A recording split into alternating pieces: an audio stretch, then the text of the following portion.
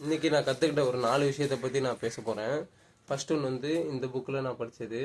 இதில் என்ன சொன்னாங்கன்னா, உங்கள் பசங்களுக்கு வந்து உங்கள் கிட்டேருந்து பணம் தேவை கிடையாது, உங்களோட டைம் தான் தேவை அப்படின்னு போட்டிருந்தாங்க. நான் அதை படித்தோன்னே வந்து எனக்கு சில்லியாக இருந்துச்சு. அது எப்பட்றா பசங்களுக்கு பணம் தேவையில்லாமல் இருக்கும், பணம் தேவை தானே அப்படின்ற மாதிரி இருந்துச்சு. ஆனால் இவங்க சொன்னோன்னு தான் நான் காலையில் படித்த ஒன்றை வந்து ரிமெம்பர் பண்ணி பார்த்தேன்.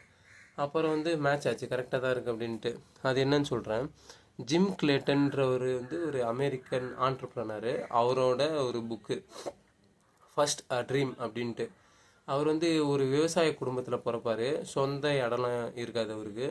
ஷேர் கிராப்பராக பிறப்பார். ஷேர் கிராப்பர்னால் விவசாயம் பண்ணுறோன்னு வச்சுக்கோங்க. பண்ணதில் எவ்வளோ வந்து ஒரு லாபம் வருதோ அதை வந்து பாதி வந்து அந்த நிலத்தோட ஓனர் கொடுத்துடணும். அந்த நிலத்தோட ஓனர் யார் பார்த்தீங்கன்னா இந்த ஜிம் கிளேட்டனோட தாத்தா தான். இவங்க அப்பா வந்து அதில் ஷேர் கிராப்பராக இருப்பார். வீடு வந்து ஒரு 10 ஷீட்டில் இருக்கிற வீடு தான்.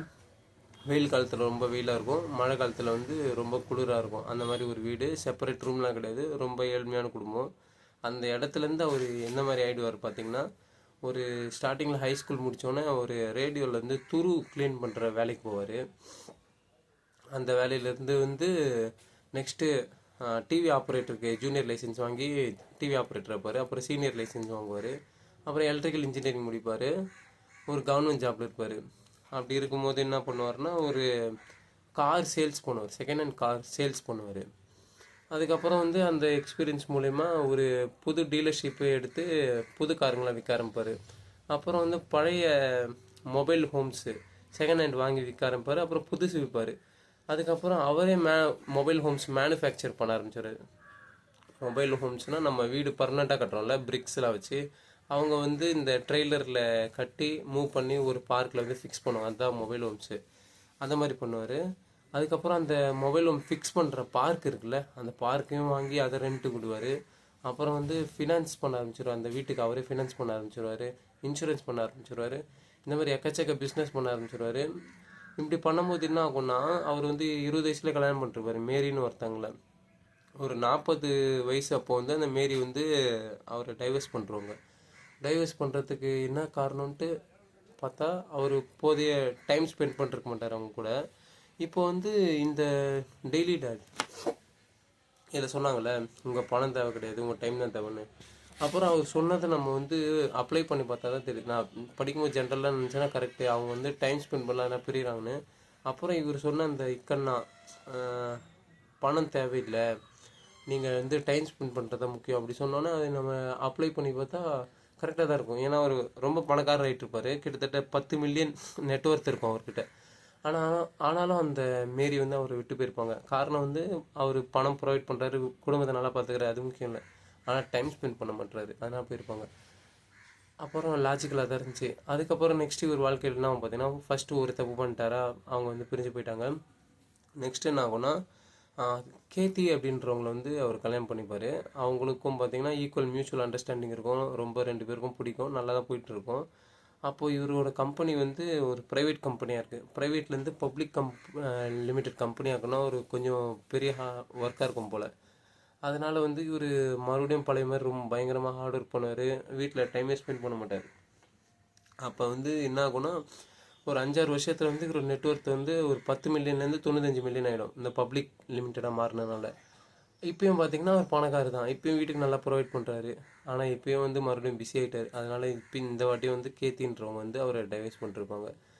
அதனால் நம்மளுக்கு எல்லாம் தெரிஞ்சது தான். ஆனால் மறுபடியும் ஒரு ஜென்டல் ரிமைண்டர், உங்கள் பசங்கக்கிட்டேயோ உங்களுக்கு பிடிச்சவங்ககிட்டயோ நீங்கள் நல்லா டைம் ஸ்பெண்ட் பண்ணணும். நீங்கள் அவங்களுக்கு என்ன தான் வந்து ஒரு மணி ப்ரொவைட் பண்ணாலும் உங்களோட டைமும் ஸ்பெண்ட் பண்ணணும், அதுதான் முக்கியன்ட்டு. நல்லா இருக்குல்ல.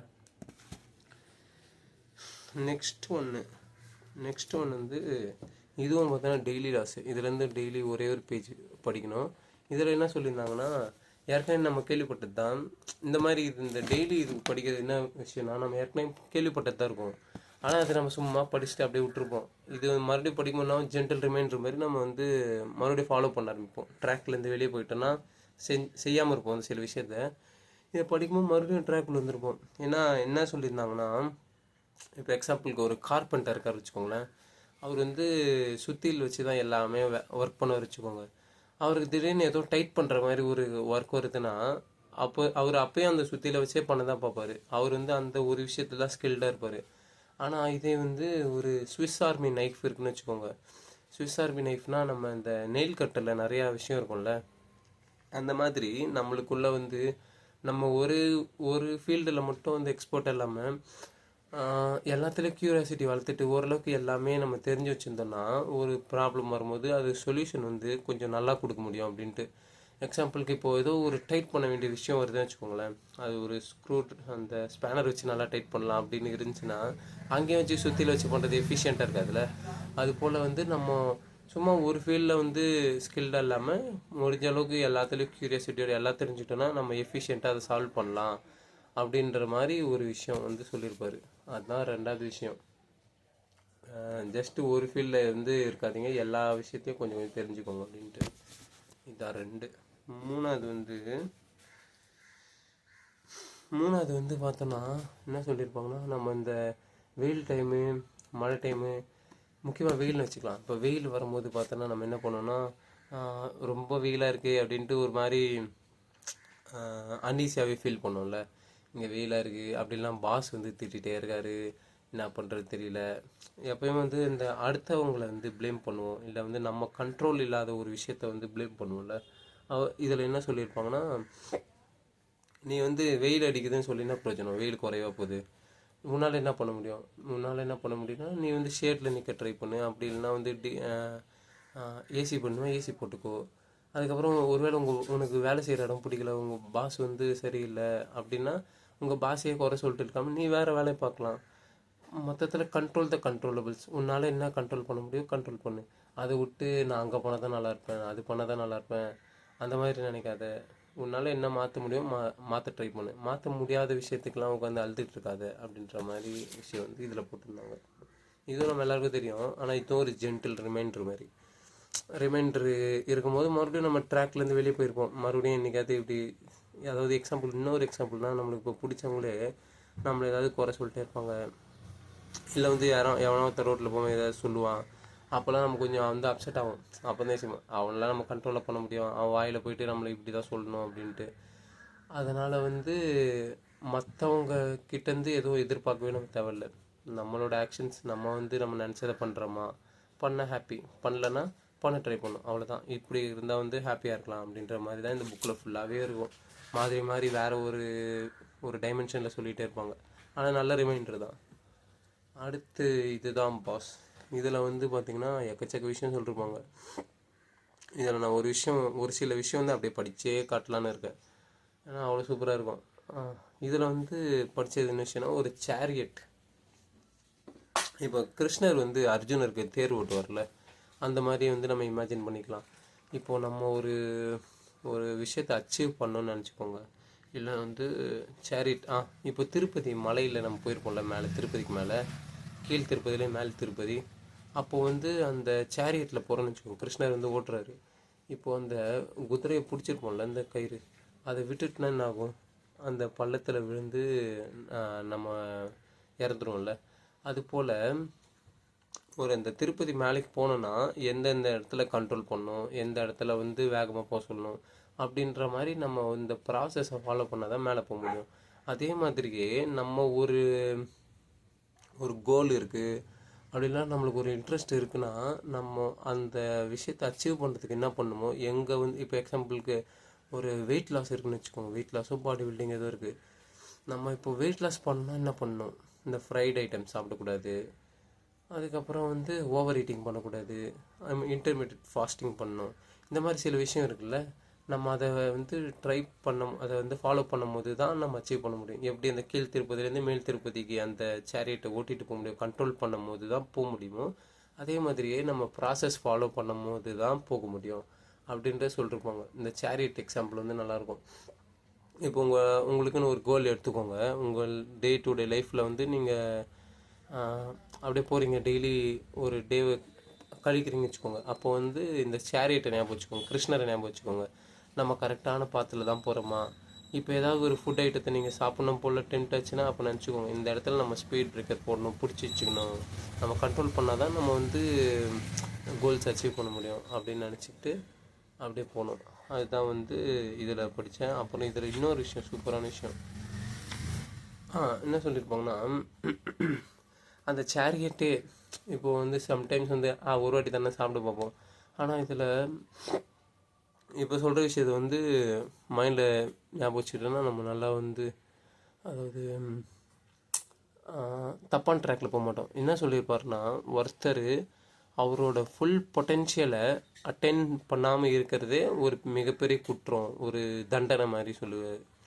எக்ஸாம்பிளுக்கு ஒரு கிரிக்கெட்டரு, அந்த பழைய டைம் சச்சின் டைமில் வந்து வினோத் காம்ப்ளி சொல்லுவாங்க, இப்போ வந்து பிருத்வி ஷா சொல்லுவாங்க. அவங்களுக்கு வந்து இமென்ஸ் டேலண்ட் இருக்குது. ஆனால் அவங்களோட ஃபுல் பொட்டென்ஷியலை வந்து அச்சீவ் பண்ணாமல் தடுக்கிறது அவங்களோட பேட் பிஹேவியரு, இல்லை வந்து தப்பான ஹேபிட்ஸ் இருக்கும்ல, நைட்டு வந்து லேட் நைட் பார்ட்டி பண்ணுறது, இல்லை ஃபுட் ஹேபிட்ஸு, அந்த மாதிரி வந்து ஆஃப்டர் வெளியே போயிட்டு அவங்களுக்கு தேவையான விஷயத்தில் ஃபோக்கஸ் பண்ண. இப்போ விராட் கோலி ஒரு டைமில் பார்த்தீங்கன்னா குண்டாக இருந்திருப்பார், அவர் கண்டபடி சாப்பிட்ருப்பாரு. அதுக்கப்புறம் வந்து நம்ம ஒரு கிரிக்கெட்டர் எப்படி இருக்கணும் அப்படின்ட்டு அவர் ரொம்ப பயங்கர ஃபிட்னஸ் கான்ஷியஸ் ஆகிட்டு அவர் வந்து கிரிக்கெட்டில் நிறைய அச்சீவ் பண்ணிருப்பாரு.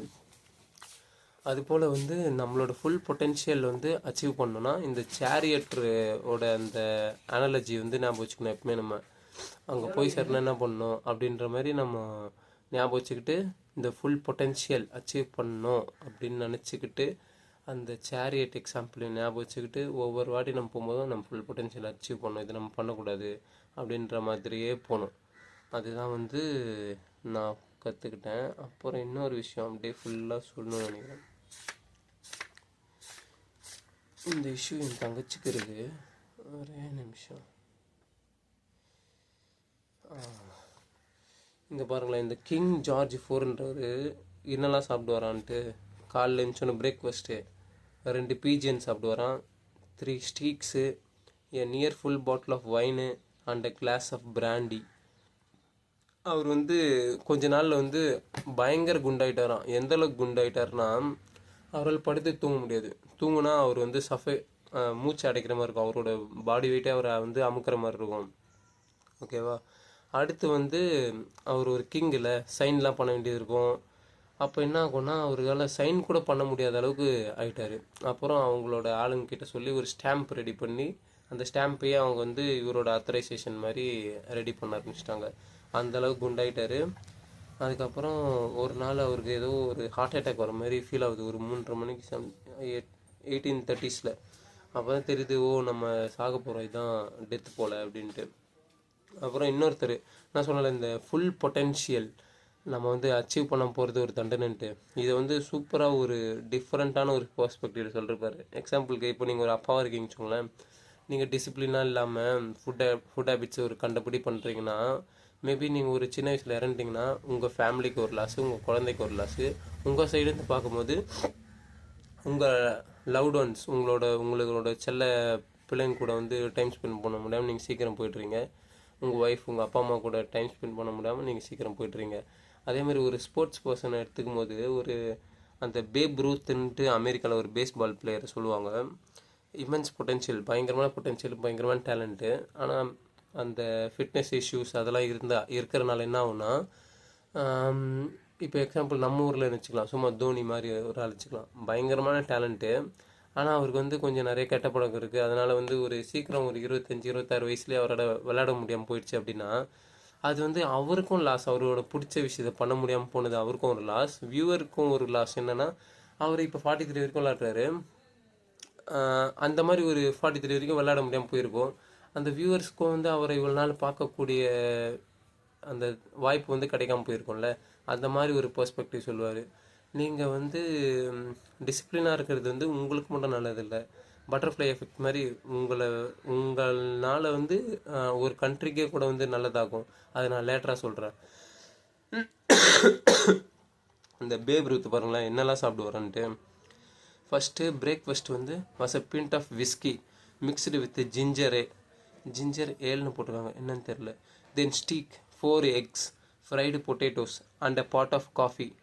For an afternoon snack, it was 4 hot dogs, each washed down with a bottle of Coca-Cola.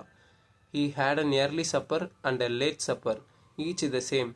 2 porterhouse steaks, 2 heads of lettuce drenched with blue cheese dressing, 2 plates of cottage fried potatoes and 2 apple pies. இது இது இல்லாமல் 2 சப்பருக்கு நடுவில் என்ன சாப்பிட்டு வரான் பார்த்தீங்கன்னா 4 hot dog 4 bottles of Coca Cola சாப்பிட்டு வரான். இப்படி சாப்பிட்டு அவரோட ஃபோட்டோவை நீங்கள் வந்து நெட்டில் போய் பார்த்தீங்கன்னா நல்லாயிருக்கும்.